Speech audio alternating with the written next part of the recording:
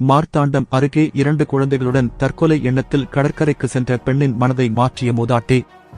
கன்னியாகுமரி மாவட்டம் மார்த்தாண்டம் அருகே உள்ள பாகோடு பகுதியைச் சேர்ந்த 31 வயதுடைய பெண் ஒருவர் நேற்று முன்தினம் தனது 2 குழந்தைகளுடன் மாயமானார்.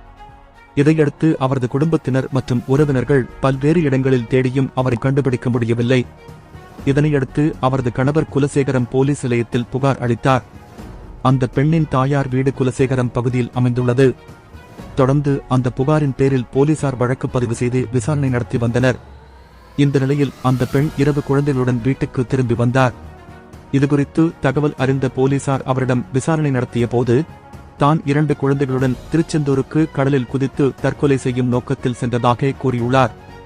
அப்போது தற்கொலை எண்ணத்துடன் கடற்கரையில் சோகத்துடன் அமர்ந்திருந்த போது ஒரு மூதாட்டி வந்து ஏன் இங்கே அமர்ந்திருக்கிறாய் என விசாரித்ததாகவும் அப்போதுதான் தற்கொலை எண்ணத்தில் இங்கு அமர்ந்திருப்பதாகவும் கூறியுள்ளார். அப்போது அந்த மூதாட்டி தனக்கு ஆறுதல் வார்த்தைகள் கூறி தேற்றியதாகவும் இதையடுத்து மனம் மாறி தற்கொலை எண்ணத்தை கைவிட்டு விட்டதாகவும் போலீசாரிடம் கூறியுள்ளார். 2 குழந்தைகளுடன் காணாமல் போன பெண் ஊருக்கு திரும்பியதால் அவரது குடும்பத்தினர் மகிழ்ச்சி அடைந்தனர். தொடர்ந்து இதுகுறித்து போலீசார் விசாரணை நடத்தி வருகின்றனர்.